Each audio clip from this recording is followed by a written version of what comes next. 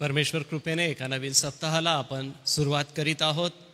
आजच्या ह्या दिवसाला आपण सुरुवात केलेली असताना पवित्र वचनाचं मनन आपण करूया. प्रभू येशू ख्रिस्ताने केलेल्या चमत्कारांना आपण मनन करीत आहोत. एसी चर्च नंदुरबार या मननामध्ये आपलं स्वागत करीत आहे.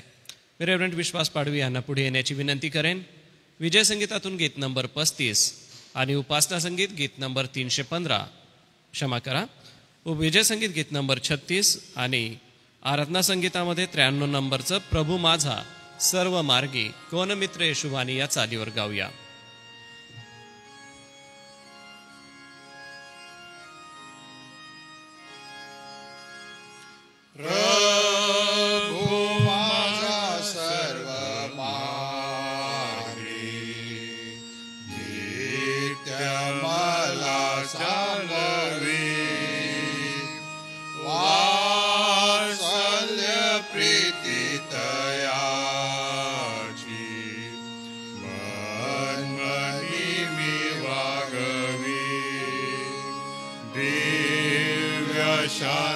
सौख्य तृप्ती त्यामध्येची मिळती. कष्ट त्रास येऊ तरी पुरविल तो शक्ती. प्रभू माझ्या सर्व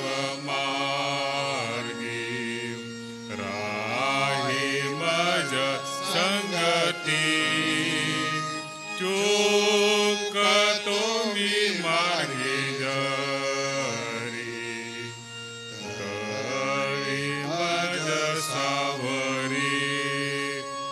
जीवनाचे अन्न पाणी पुरविसद मला. प्रस्तरातून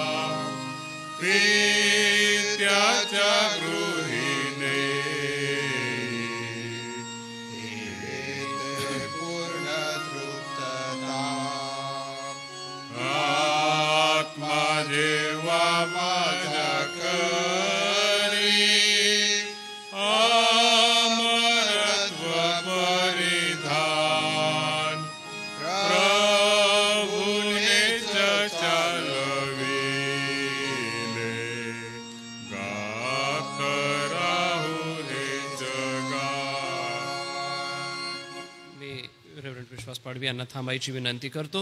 सर्वप्रथम आजच्या मननासाठी कृपा करून आपण प्रार्थना करा आणि मग आपण मनन ऐकूया. आमच्या स्वर्गीय जिवंत आणि थोरदे बापा, पुन्हा एक वार आम्ही आभार मानत तुझी स्तुती करत तुझ्या नावाला धन्यवाद देत तुझ्या पवित्र अंगणामध्ये प्रवेश करतो आणि म्हणतो की अहो पृथ्वीवरील सर्व लोक हो, परमेश्वराचा जय जयकार करा. हर्षाने परमेश्वराची सेवा करा. गायन करीत त्याच पुढे आहे. परमेश्वर हाच देव आहे असे जाणा. होय प्रभुदेव आपा, जो तू आमचा एकच एक परमेश्वर आहे, संपूर्ण सृष्टीचा तू परमेश्वर आहे, त्या परमेश्वराला प्रभू येशू ख्रिस्ताच्या नामामध्ये स्तवणं, त्याचं गौरव करणं, त्याचा महिमा गाणं किती चांगलं आहे. आजचा दिवस पुन्हा एकदा प्रभू आम्ही आभार मानतो आणि तुझी स्तुती करतो. आम्हा सर्वांच्या आयुष्याला तू दिलेला आहेस आणि खरोखर प्रभू या दिवसाची सुरुवात करत असताना आम्ही प्रथम तुझ्या चरणाजवळ येतो. मंडळी म्हणून, तुझे लेकरं म्हणून प्रभुदेव आपा तुझी भक्ती आराधना करतो. तुझ्या वचनातून प्रभू आम्ही जे काही वचन वाचू ऐकू आणि त्यावर आम्ही प्रभुदेव आपा आमचं लक्ष लावतो. यासाठी की देव बापा तुझं वचन पुन्हा एकदा या दिवसासाठी आम्हाला आधार देणारं ठरावं, या दिवसासाठी आम्हाला धीर देणारं ठरावं. तुझं वचन पुन्हा एकदा प्रभुदेवाप्पा आम्हाला आत्मा आणि जीवन असं व्हावं. म्हणून प्रभुदेवाप्पा आमचं लक्ष आज आम्ही पुन्हा एकदा तुझ्या वचनाकडे लावतो. तुझे दास रेव्हरंट अनुप वळवे तुझ्या वचनातून बोलत असताना पुन्हा एकदा त्यांना तू तुझ्या आत्म्यामध्ये बलसंपन्न कर. त्यांच्या मुखातून निघणारे शब्द आणि वचन प्रभुदेव आपा आम्हा सर्वांसाठी एक उत्तम प्रकारचं मार्गदर्शन व्हावं. आणि यासाठी की प्रभुदेव आपा प्रभुदेव जे काही बोलेल ते आम्ही ऐकून घेऊ, कारण त्याचं वचन आम्हा सर्वांसाठी उपयोगाचं आहे, आमच्या हिताचं आहे. आणि म्हणून प्रभुदेव आपा आम्ही सर्वजण यावेळेला तुझ्या कृपेच्या स्वाधीन होतो. ही भक्ती आणि आराधना आम्हा सर्वांसाठी तू आशीर्वादित कर. येशूच्या नावाने ही प्रार्थना केली म्हणून तो ऐक. आमेन. धन्यवाद पाडवी साहेब. आजच्या चमत्काराकडे आपण वळणार आहोत आणि आजचं जे मनन आहे ते 2 आंधळ्यांना दृष्टी देण्याबद्दलचं आहे. त्यासाठी आपण मत्तयाचं शुभवर्तमान याचा 9वा अध्याय काढूया व या 9व्या अध्यायामध्ये वचन 27 ते वचन 31 यामध्ये 2 आंधळ्यांना दृष्टीदान दिल्याचं आम्ही वाचतो. मी आपल्या सगळ्यांसाठी हा शास्त्रभाग वाचतो. मग येशू तेथून पुढे जात असताना 2 आंधळे त्याच्या मागे मागे चालत जाऊन मोठ्याने बोलले, अहो दावीद पुत्र, आम्हावर दया करा. तो घरात गेल्यावर ते आंधळे त्याच्या जवळ आले. तेव्हा येशू त्यांना म्हणाला, हे करावयास मी समर्थ आहे असा तुम्ही विश्वास धरिता काय? ते त्याला म्हणाले, होय प्रभू. तेव्हा त्याने त्यांच्या डोळ्यास स्पर्श करून म्हटले, तुमच्या विश्वासाप्रमाणे तुम्हास प्राप्त होवो. तेव्हा त्यांना दृष्टी आली. मग येशूने त्यांना निक्षून सांगितले की, पहा, हे कोणाला कळू देऊ नका. तरी ते तेथून निघून गेल्यावर त्या अवघ्या देशात त्यांनी त्याची कीर्ती गाजविली. देबाप ही वचने आशीर्वादित करो. आता आपण या ठिकाणी बघतो की 2 आंधळ्यांना दृष्टी मिळालेली आहे. त्यांना प्रभूने स्पर्श केला व त्यांना आरोग्य मिळालं. त्यांना प्रभूने स्पष्ट सांगितलं की हे कोणाला कळू देऊ नका. तरी पण त्यांनी जाहीर केलं व त्या अवघ्या देशभरात प्रभू येशू ख्रिस्ताची जी कीर्ती होती ती पसरली. परंतु या आंधळ्यांनी प्रभू येशू ख्रिस्ताला अहो दावीद पुत्र, आम्हावर दया करा या नावाने हाक मारली. आता हे जे 2 आंधळे आहेत हे ऐकूनच आपला निर्णय करत असतात किंवा ऐकूनच त्यांना समजत असतं की काय घडत आहे. आजूबाजूचा जो समुदाय होता त्यांच्या बोलण्यातून किंवा प्रभू येशू ख्रिस्ताचं प्रवचन ऐकून त्यांनी प्रभू येशूला हे हाक मारली असेल. कारण बघा त्यांची हाक काय आहे, अहो दावीद पुत्र. कारण की समुदाय प्रभू येशूच्या अवतीभोवती आहे. कदाचित शास्त्री आणि परुषीही त्या ठिकाणी असतील, परंतु आजवर अशी हाक त्या येशू ख्रिस्ताला कोणी मारली नव्हती. याचा अर्थ हे जे 2 आंधळे होते हे पवित्र ग्रंथ जाणणारे असावेत किंवा हे जे 2 आंधळे होते हे जे संदेष्टे होते त्या संदेष्ट्यांनी सांगितलेल्या गोष्टी ऐकणारे असावेत किंवा हे जे 2 आंधळे होते त्यांनी तारणारा जो येणार आहे तो प्रभू येशू ख्रिस्त आहे, तो दाविदाच्या कुळातला आहे हे समजलेले होते. कधी कधी डोळे असून आम्हाला हे समजून येत नाही की परमेश्वराचं महान सत्य काय आहे. परंतु हे डोळे नसलेले 2 आंधळे ऐकतात आणि प्रभू येशूला तशी हाक मारतात. येशू त्यांच्या विश्वासाप्रमाणे त्यांना बरं करतो हे आम्ही पाहतो. परंतु 27 आणि 28 वचनाकडे पाहिल्यावर आम्हाला पहिली गोष्ट अशी पाहायला मिळते की यांच्यामध्ये जिद्द होती आणि या दोघांमध्ये विश्वास सुद्धा होता. ख्रिस्ती विश्वासणाऱ्यांमध्ये जिद्द असावी. खूप साऱ्या वेळेला आम्ही देव पाहिल किंवा देव करेन किंवा ही देवाची इच्छा नाही असे शब्द ख्रिस्ती विश्वासणाऱ्यांकडून ऐकतो. ज्या वेळेला ते बोलतात एखादं काम घडत नाही किंवा एखादी गोष्ट होत नाही तर ते म्हणतात की जाऊ द्या, देवाची इच्छा नाही आहे. परंतु प्रियांनो, देवाची इच्छा काय आहे हे आपल्याला समजून घेतलं पाहिजे. देवाची इच्छा आळशी बसणाऱ्यांसाठी नाही आहे. देवाची इच्छा त्याच्यावर सोपवून आपलं जीवन जगणाऱ्यांसाठी नाही आहे. कारण संत पौलानेही सुवार्ता प्रचारासाठी मेहनत केली. 12 शिष्यांनी सुवार्ता प्रचारासाठी जाणं केलं. ह्याचा अर्थ आम्ही करू तर ते आम्हाला सुवार्तेसाठी महत्त्वाचं आहे, करणं गरजेचं आहे. आमची जिद्द सुवार्ता सांगण्यासाठी आहे का? या दोघांची जी जिद्द होती ती हाक मारून प्रभूला त्यांनी जिद्दीने येशूला विचारलं. आणि बघा येशूने 28व्या वचनात काय म्हटलेलं आहे की हे करावयास मी समर्थ आहे असा तुम्ही विश्वास धरिता काय? ते त्याला म्हणाले, होय प्रभू. ह्याचा अर्थ त्यांच्या जिद्दीला एक कारण होतं. त्यांनी जे ठरवलं होतं की आम्हाला येशूला हाक मारून त्याची आज भेट घ्यायचीच आहे आणि आम्हाला आरोग्य प्राप्त करून घ्यायचंच आहे, त्याच्यासाठी आता आम्ही दुसरी गोष्ट करणार नाही, तर आम्ही जिद्दीने प्रभू येशू ख्रिस्ताला हाक मारू, जिद्दीने येशू ख्रिस्ताकडे आम्ही आमचं लक्ष देऊ. आपण आपल्या जीवनामध्ये ज्या वेळेला त्रासामध्ये असतो त्यावेळेला आम्हाला मदत हवी असते, आणि मदत हवी असते म्हणून आम्ही जिद्द सोडतो का? कसोटी या विश्वासाची या ठिकाणी आम्हाला पाहायला मिळते. परंतु महत्त्वाची गोष्ट ही आहे की त्यांनी येशूवर विश्वास ठेवला व त्या विश्वासानुसार कृतीसुद्धा केली. जर आपण याकोबाचं पत्र पाहिलं तर विश्वासाबरोबर कृती गरजेची आहे. याकोबाचं पत्र आम्हाला तेच शिकवतं की आम्ही विश्वासाबरोबर कृती केली पाहिजे. या ठिकाणी ह्या 2 आंधळ्यांकडून आम्हाला हेच शिकायला मिळतं की त्यांच्या विश्वासाला त्यांनी कृतीमध्ये आणलं, जिद्द त्यांनी पकडली. अरे आजूबाजूच्या लोकांनी त्यांना दटावण्याचा प्रयत्न जरी केला असला तरी ते स्वतः प्रभू येशूला हाक मारत राहिले, आणि त्यांची हाक इतकी सुंदर होती की अहो दावीद पुत्र आम्हावर दया करा. येशू ख्रिस्त कोण आहे हे त्यांना कळलेलं होतं. याचाच अर्थ त्यांचा येशूवर विश्वास बसलेला होता.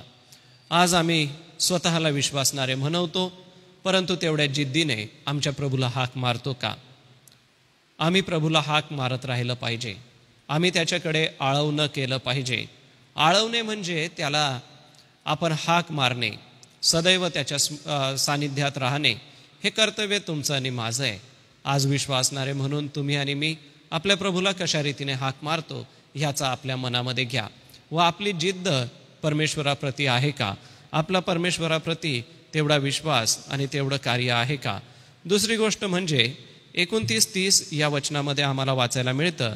29 आणि 30व्या वचनामध्ये त्याने त्यांना स्पर्श केलेला आहे, त्यांच्या विश्वासाप्रमाणे त्यांना प्राप्त हो असं येशूने म्हटलं, आणि घडलं तसं त्यांना दृष्टी आली 30व्या वचनामध्ये.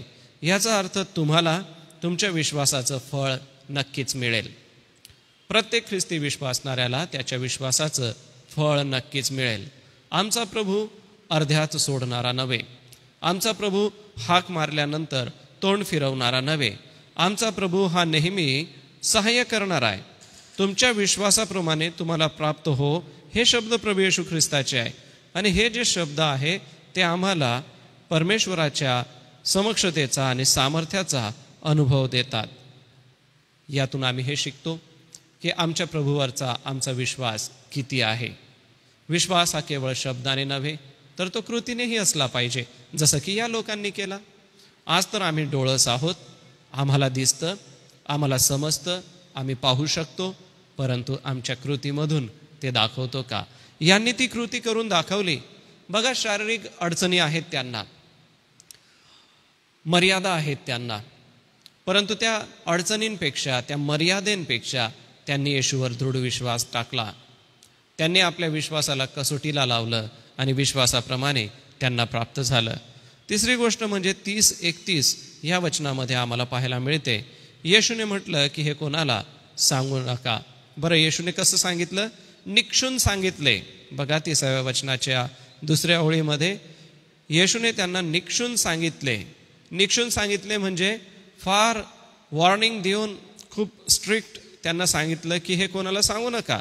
तरी पण त्यांनी जाऊन सांगितलं, त्यांनी जाऊन कळवलं. आता ह्यामध्ये 2 शक्यता आहेत की येशूने असं का सांगितलं की कोणाला सांगू नका.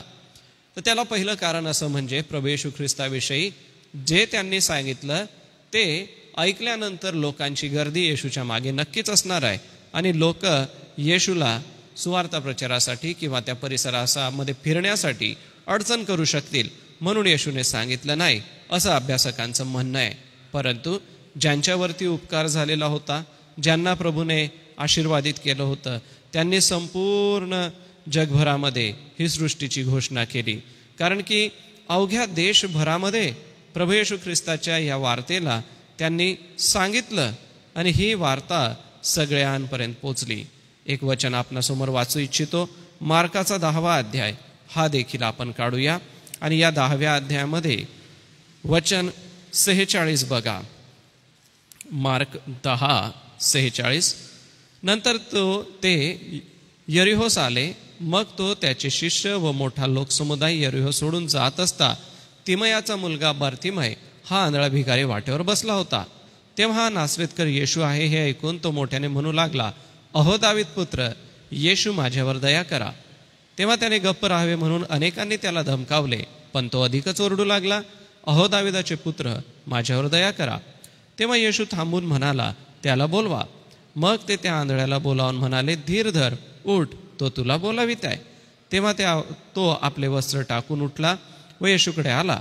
येशू त्याला म्हणाला, मी तुझ्यासाठी काय करावे अशी तुझी इच्छा आहे? आंधळा त्याला म्हणाला, गुरुजी, मला दृष्टी प्राप्त व्हावी. येशू त्याला म्हणाला, जा, तुझ्या विश्वासाने तुला बरे केले आहे. तेव्हा लागलेच त्याला दृष्टी आली आणि तो वाटेने येशूच्या मागे चालू लागला. आम्हाला अद्भुत चमत्कार या ठिकाणी पाहायला मिळतो, तो म्हणजे प्रभूचं कार्य हे किती अद्भुत आहे. प्रभूच्या या कार्यामध्ये देवाची महान समक्षता आम्हाला पाहायला मिळते. प्रियांनो, आम्हाला हे दिसून येतं की प्रभू देवा दृष्टी देणार आहे. शारीरिक आरोग्य या ठिकाणी दिसून येतं, परंतु हे शारीरिक आरोग्य केवळ शारीरिक आरोग्यापुरतं मर्यादित राहत नाही, तर ते मन बदलतं, जीवन बदलतं, आचरणसुद्धा बदलून टाकतं. या आंधळ्यांचं आचरण पूर्णतः बदलून गेलं, त्यांचं मन पूर्णतः बदलून गेलं. पूर्वी ते अंधारामध्ये होते, आंधळे होते, परंतु त्यांचे कान शाबूत होते व ऐकणाऱ्या गोष्टी त्यांनी येशूवर विश्वास ठेवून तसं ते जीवन जगले. आज तुम्हाला आणि मला प्रभूची ही वचनं मिळालेली आहे आणि ही प्रभूची वचनं वाचत असताना आम्ही तेवढी जिद्द ठेवली पाहिजे, आम्ही तेवढा विश्वास ठेवला पाहिजे की होय, मी माझ्या प्रभूला हाक मारेन आणि माझा प्रभू मला त्याचं उत्तर देईन. कारण की जे कार्य प्रभूने केलं त्यासाठी त्यांनी पहिला प्रश्न प्रभू येशू ख्रिस्ताने वचन 28 बघा. तेव्हा येशू त्यांना म्हणाला, हे करावयास मी समर्थ आहे, असा तुम्ही विश्वास धरिता काय? येशूने कदाचित त्यांचं मन जाणण्यासाठी, त्यांचे विचार जाणण्यासाठी हा प्रश्न विचारला असावा. याचा अर्थ ज्या वेळेला प्रभू आरोग्य देतो, समोरच्या व्यक्तीच्या जीवनावरती निर्णय घेण्याची तो जबरदस्ती करत नाही. तो विचारतो, तुझं काय म्हणणं आहे, तुम्हाला काय हवं आहे? आंधळ्या भर्तिमयाच्या बाबतीत व या 2 आंधळ्यांच्या बाबतीत अभ्यासक म्हणतात की त्या आंधळा भर्तिमय कदाचित यामधला एक असावा. आता येशूने त्यांना विचारलं की मी ही समर्थ आहे असा तुम्ही विश्वास धरता का? ह्याचा अर्थ येशूचं सामर्थ्य तुम्ही आणि मी अनुभवलेलं आहे का? येशूचं सामर्थ्य आपण अनुभवलेलं आहे, म्हणूनच आज आपण या ठिकाणी आहोत. मग आता येशूचं सामर्थ्य आपण अनुभवलेलं आहे, तर मग आपला विश्वास हा जिद्दीमध्ये का आलेला नाही आहे? आमच्या विश्वासाची कार्य करण्यासाठी जिद्द कुठं आहे? आज अडचणी आल्या तर आम्ही देवावरच्या विश्वासात कमी पडतो का? किंवा दुसरी गोष्ट म्हणजे त्यांना देवाने आपली कृपा दाखवली, त्यांना स्पर्श केला आणि तुमच्या विश्वासाप्रमाणे प्राप्त हो असं सांगितलं. मग आज हेच वाक्य प्रभू जर तुमच्या आणि माझ्याशी बोलत आहे, तर आज आमच्या विश्वासाने आम्हाला प्राप्त हो जर असं येशूने म्हटलं, तर आज आमचा विश्वास कसा आहे? आमच्या विश्वासामध्ये आम्ही काय करत आहोत हे बारकाईने लक्षात घ्या. आमच्या विश्वासाला प्रभू जर तपासून पाहतो, तर आमची कार्य करण्याची पद्धत काय आहे? आम्हाला काय विश्वासाचं फळ मिळेल? आम्हाला विश्वासाचं फळ म्हणजे देवाकडून आरोग्य मिळेल, की आम्हाला आमच्या विश्वासाचं फळ आमच्या मनाची तपासणी करणं आहे? आमचं वैयक्तिक जीवन कसं आहे? आणि त्यांनी अवघ्या देशभर येशूची कीर्ती गाजवली ह्याचा अर्थ त्यांनी प्रचार केला. आज तुमचा आणि माझा प्रचार कशा पद्धतीचा आहे? आज तुमचा आणि माझा सुवार्तेचा प्रचार आहे का? जे कार्य त्यांच्या वैयक्तिक जीवनात घडलं, त्यांच्यासाठी घडलं, ते त्यांच्यासाठी घडलेलं कार्य प्रभूने इतरांपर्यंत नेण्यासाठी ह्या दोघांना सांगितलं नाही, परंतु ते स्वतः निघाले व सर्व अवघ्या देशभर त्यांनी पसरवलं. येशूने त्यांना म्हटलं की तुम्ही हे कोणाला कळू देऊ नका, निक्षून सांगितले की कळू देऊ नका, परंतु त्यांनी कळवलं, अवघ्या देशभर कळवलं. याचा अर्थ परमेश्वराचा जो उपकार, परमेश्वराचा जो आशीर्वाद तुमच्यावर झालेला आहे, माझ्यावर झालेला आहे, या गोष्टींचा आपण प्रसार करतो का? या गोष्टी आपण इतरांना कळवतो का? सुवार्ता सांगणं हे तुमचं आणि माझं कर्तव्य आहे. प्रियांनो, त्यांच्यावरती त्यांच्या विश्वासाला कृतीत आणल्याने मोठा चमत्कार घडला. आज तुम्ही आणि मी प्रभूवर विश्वास ठेवत आहोत, त्याच्या चमत्कारांना आपल्या जीवनात अनुभवत आहोत. मग आज आम्ही ती वार्ता सांगतो का? प्रभूने तुमच्यासाठी जे केलं त्याची कीर्ती गाजवा, त्याची सुवार्ता आज गाजवणं गरजेचं आहे. आपल्या संपर्कात येणाऱ्या प्रत्येक व्यक्तीला प्रभू येशू ख्रिस्ताच्या द्वारे तुम्हाला जे मिळालं आहे ते सांगणं गरजेचं आहे. ती असणार आहे त्याची कीर्ती पसरवणं. तुमच्या विश्वासाला प्रभू कृतीमध्ये आणो आणि त्या कृतीला तुम्ही अनेकांपर्यंत येशूची कीर्ती पोचवण्यासाठी उपयोगात आणा. हे छोटंसं मनन देवबाप आपणा सगळ्यांसाठी आशीर्वादाचं करो. आजच्या सकाळी पुन्हा एक वार आपण आजारी प्रियजनांची आठवण करणार आहोत. ज्यांना आरोग्य हवं आहे अशा सर्व प्रियांची आपण आठवण करूया. पावसाच्याही वातावरणासाठी आपण प्रार्थना करू. सोबतच ज्यांचे वाढदिवस आहे त्यापैकी रोजलिन यंगड आहे, सरीना त्रिभुवन आहे, महिमा सोनेरी आहे आणि वर्षा झालटे आहे. प्रभुदेव बाप या प्रियजनांना त्यांच्या जन्मदिवसानिमित्त आशीर्वादित करो. मंडळीच्या शुभेच्छा त्यांच्यासाठी आहे, त्यांच्यासाठी आपण प्रार्थना करूया. सोबतच SAMच्या सेवा कार्यासाठी माननीय अध्यक्षा, कार्यकारी संचालक, संस्थेचे सर्व विश्वस्त आहे, ह्या सगळ्यांसाठी आपण प्रार्थना करणार आहोत. प्रभूची कृपा आपण मागणार आहोत. सर्वांच्या वतीने मी विनंती करेन, रेव्हरंड JH पठारे पाळक साहेब आपणाला सर्वांच्या वतीने आपण पुढे येऊन प्रार्थना करायची आहे. सोबतच आपल्या सगळ्यांकडे प्रार्थना विनंत्यांची यादी देण्यात आलेली आहे. आपण आपल्या यादीमध्ये बघून प्रार्थना करू, जेणेकरून आपण जास्तीत जास्त विषय आमच्या प्रभूसमोर ठेवणार आहोत.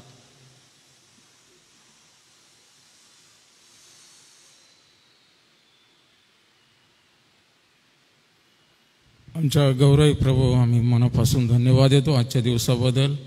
आमच्या आयुष्यामध्ये हा दिवस जोडलेला आहे. प्रतिदिनी तू आम्हाला चालवत आहे, मार्गदर्शन करत आहे, सहाय्य करत आहे. आम्ही तुझे आभार मानतो, कारण प्रभू आजही पवित्र आत्म्याच्या द्वारे तू आम्हाला सुशिक्षण देतोस. यासाठी की प्रभू तू म्हटल्याप्रमाणे तो पवित्र आत्मा येईल त्यावेळेस तो तुमच्या बरोबर राहील, तो तुम्हाला सर्व सत्यात नेईल. आणि प्रभू आज आम्ही तुझा आभार मानतो, कारण मंडळी म्हणून तुझे विश्वासणारे म्हणून प्रभू या जगामध्ये तू ठेवलेले आहेत आणि त्यांना मार्गदर्शन करण्याला सहाय्य करण्यासाठी जो पवित्र आत्मा तू आमच्यासाठी ठेवलेला आहे त्या पवित्र आत्म्याबद्दल धन्यवाद देतो. तो आतापर्यंत आम्हाला सर्व सत्यात नेत आहे, याबद्दल आम्ही तुला धन्यवाद देतो. प्रभू आम्ही या वचनांबद्दल धन्यवाद देतो, कारण जे वचन प्रतिदिने आमच्याशी बोलत आहे. प्रभू आजच्या या मन्नामध्ये तुझ्या दासाने या 2 आंधळ्याच्या या प्रभू घटनेवरून जो सुबोध आम्हाला दिलेला आहे, प्रभू त्यांच्या विश्वासाप्रमाणे तू त्यांना दृष्टी दिली. प्रभू त्यांनी अति काकुळतेने तुला विनवणी केली की अहो दावीद पुत्र हो, आम्हावर दया करा. प्रभू बर्तलमयाला तू त्याच प्रकारे म्हटलं. प्रभू आम्ही तुला धन्यवाद देतो, कारण त्या काळामध्ये जे आंधळे, लंगडे, लुळे, जे अपंग होते, ज्यांना चालता येत नाही, बोलता येत नाही, पाहता येत नाही, प्रभू अशांनी तुझी सुवार्थ ऐकली की प्रभू येशू ख्रिस्त हा महान समर्थ असा देव आहे. तो त्याची सुवार्थ त्यांच्या कानी पडल्यामुळे या लोकांनी तुझ्यावर विश्वास ठेवला आणि त्या विश्वासाने तुला हाक मारली. प्रभू आम्ही तुझा आभार मानतो. तुलाही त्यांचा कळवळ आला, तू धावून गेला आणि प्रभू त्यांच्या आजारांना तू बरं केलंस. या 2 आंधळ्यांच्या या प्रभू घटनेवरून आम्ही आज तुला धन्यवाद देतो की प्रभू आमचा विश्वास, प्रभू आम्ही अंधारामध्ये चाच पडणारे आहोत, परंतु आमची दृष्टी उघड आणि आम्हाला आत्मिक नेत्र दे. देवा आज आम्ही या मन्नामध्ये जे जोडले गेलेले आहेत ऑनलाईन, त्यांच्यासाठी आम्हा सर्व विश्वासणाऱ्यांसाठी तुझ्याकडे सहाय्य मागतो की प्रभू प्रतिदिने आम्ही एकत्र येत असताना तू आमच्या एकत्र येण्याने तुझं गौरव दे. तुझे दास प्रभू या वचनांमधून मार्गदर्शन करत असताना पवित्र आत्म्या तू आम्हा सर्वांशी बोल आणि आम्हाला उत्तेजन आणि मार्गदर्शन तू दे. पुन्हा एक वार प्रभू आम्ही प्रार्थना करतो. आज सकाळी ज्या विनंत्या आमच्या हाती आलेल्या आहेत प्रभू, आम्हाला पावसासाठी तुला विशेष धन्यवाद द्यायचा आहे, कारण सर्वत्र चांगल्या प्रकारे पाऊस दिलेला आहे आणि सर्व शेतकरी प्रभू पेरण्यांसाठी लागलेले आहेत. आम्ही प्रार्थना करतो आमच्या क्षेत्रात जरी पाहिजे तितका पाऊस झालेला नाही तरी आजूबाजूला भरपूर पाऊस दिलास, आम्ही तुझे आभार मानतो. म्हणून प्रभू या पावसाळ्याच्या दिवसामध्ये तू नेमून दिलेल्या दिवसांमध्ये तू आम्हाला वेळोवेळी पाऊस दे आणि आम्ही सर्वांनी विश्वासाने तुझा धावा करत असताना तू आम्हा सर्वांची प्रार्थना विनवणी आहे. देवा आज आम्ही प्रार्थना करतो, खास करून आमच्या SAMच्या सेवा कार्यावर तू आपल्या आशीर्वादाचा हात ठेव. या सेवेची धुरा वाहत असताना आमचे माननीय एक्झिक्युटिव्ह डायरेक्टर, सर्व मॅनेजमेंट यांना तुझी कृपा आणि सहाय्य पुरव. आणि देवापाय येणाऱ्या दिवसामध्ये या SMच्या सेवेद्वारे अनेक चांगले कामं होऊ दे आणि तुला त्यामधून गौरव मिळू दे. आमच्या शाळा प्रभू नव्याने सुरू झालेल्या आहेत. सर्व विद्यार्थ्यांना तू आशीर्वाद दे. जसं मागील वर्षामध्ये आमच्या शैक्षणिक वर्षामध्ये अनेक प्रकारचे उपक्रम राबवून आमच्या संस्थेला प्रभू तू नामांकित दर्जा दिला. एवढंच नव्हे तर या शाळेचं नाव उंच केलंस, तुझे आभार मानतो. आणि याद्वारे प्रभू तू गौरवला गेलास, तुझे आभार मानतो. या वर्षातही तोच अनुग्रह कर आणि सर्वांच्याद्वारे सर्व स्टाफच्याद्वारे तुला गौरव आणि महिमा मिळू दे. प्रभू आमची प्रार्थना विनंती आहे, जे आजारी लोक आहेत त्यांना आम्ही तुझ्या पायाजवळ ठेवतो. प्रभू या सर्व प्रियांना तू आरोग्याचा स्पर्श कर आणि त्यांना बरं कर. आमच्या बहीण रैदाका यांच्यासाठी खास करून प्रार्थना आहे की त्या बहिणीवर दया कर आणि या परिस्थितीमधून त्यांना उठव प्रभू, ही आमची प्रार्थना आहे. त्यांची सेवा चाकरी करणारे त्यांच्या घरातील सर्व प्रियांना तुझा आशीर्वाद दे. आणि देवापा आम्ही प्रार्थना करतो, इतर जे आजारी आहेत त्यांच्यावरही तू दया कर. आज ज्यांचे जन्मदिवस आहेत त्यांची आम्ही आठवण करतो की प्रभू आज सौ रोजलीन एंगड, सलीना त्रिभुवन, कुमारी महिमा सोनेरी, सौ वर्षा झालटे या बहिणींवर दया कर, त्यांना आरोग्य दे, आशीर्वाद दे. आणि या वर्षामध्ये पदार्पण केलं असताना हे वर्ष या सर्वांसाठी आरोग्यदायी आशीर्वादित कर. या सर्वांना दीर्घायू दे आणि या प्रत्येकाच्या जीवनाकडून तुझी सेवा होऊ दे. आज आम्ही प्रार्थना करतो जे परदेशामध्ये शिकणारे आमचे विद्यार्थी आहेत प्रभू, त्यामध्ये आम्ही प्रार्थना करतो की या लेकरांवर तू कृपा कर आणि परदेशामध्ये राहत असताना त्यांना सर्व प्रकारे अनुकूल असं वातावरण तू दे. आम्ही खास अभिषेक साठी प्रार्थना करतो जर्मनमध्ये, त्याच्यावर कृपा असू दे आणि त्याला त्या ठिकाणी चांगले सहकारी तू दिले. तुझे आभार मानतो. ज्या कंपनीमध्येही प्रायव्हेट जॉब पण करत आहे त्यामध्ये तुझी कृपा पुरव आणि शिक्षणाबरोबर हे काम, या दुहेरी काम आणि शिक्षणाबरोबर तू आपलं प्रभू त्याला आशीर्वादाचा हात दे आणि त्याच्याद्वारे तू त्या ठिकाणी गौरवलं जा. जोशुआसाठी देखील आमची प्रार्थना आहे, त्याच्यावरही कृपा कर आणि त्यालाही परदेशामध्ये जसं येतपर्यंत सांभाळलं, तुझी कृपा अनुग्रह दिला प्रभू, त्याच्याद्वारे त्या देशात कॅनडामध्ये तुझं गौरव होते आणि त्याला प्रभू चांगला भावी प्रभू इंजिनियर बनवून जर तुझी इच्छा असेल तर आमच्याही देशासाठी त्याचा उपयोग होते. सायमनची आम्ही आठवण करतो देवापा, या परदेशामध्ये राहून त्याला जो जॉब मिळालेला आहे, जी पत्नी मिळाली, जे लेकरं तू दिलेले आहे आणि देवापा आम्ही तुझ्या आभार मानतो, त्याने चांगलं नाव कमवलेलं आहे, तुझी स्तुती असो.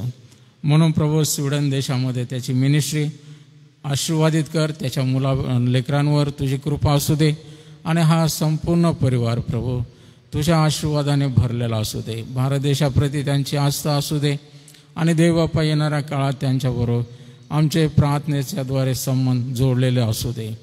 पुन्हा एक वार प्रभू आम्ही तुला धन्यवाद देतो. प्रतिदिनी तू आमच्या प्रार्थना ऐकून आम्हाला अद्भुत सहाय्य पुरवत आहे. या सर्व तुझ्या अनुग्रहाबद्दल धन्यवाद देतो. तुला सर्व प्रकारचा मान, महिमा, गौरव, आदर, सन्मान देत ही प्रार्थना तारणाऱ्या प्रभू येशूच्या नावाने मागतो, म्हणून तो ऐक. आमेन. आपण प्रभूने शिकवलेली प्रार्थना म्हणू, त्यानंतर सन्माननीय रेव्हरंड जे.एच. पठारे पाळक साहेब आशीर्वाद देतील.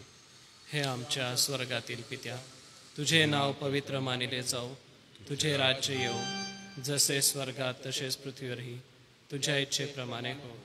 आमची रोजची भाकर आज तू आम्हास दे, आणि जसे आम्ही आमचे ऋणी ऋण सोडितो तसेच तू आमचे ऋणी आम्हास सोड, आणि आम्हास परीक्षेत आणू नकोस, तर आम्हा सर्व वाईटापासून सोडील. कारण की राज्य, सामर्थ्य आणि गौरव ही सर्व काळ तुझीच आहे. आमेन.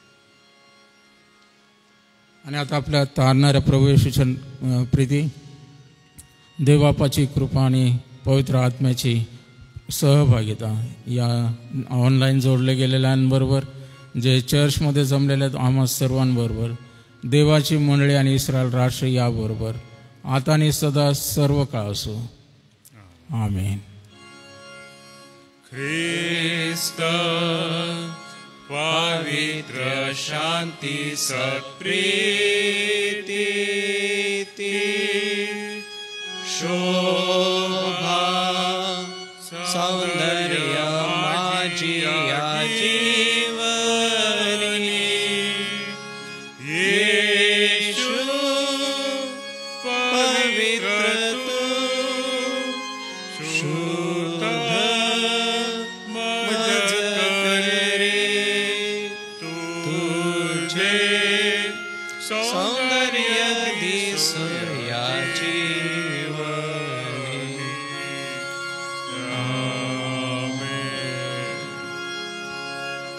उद्यासाठी सूचना आहे. उद्या सकाळी देखील 10 वाजता आपण मनन चिंतन घेणार आहोत.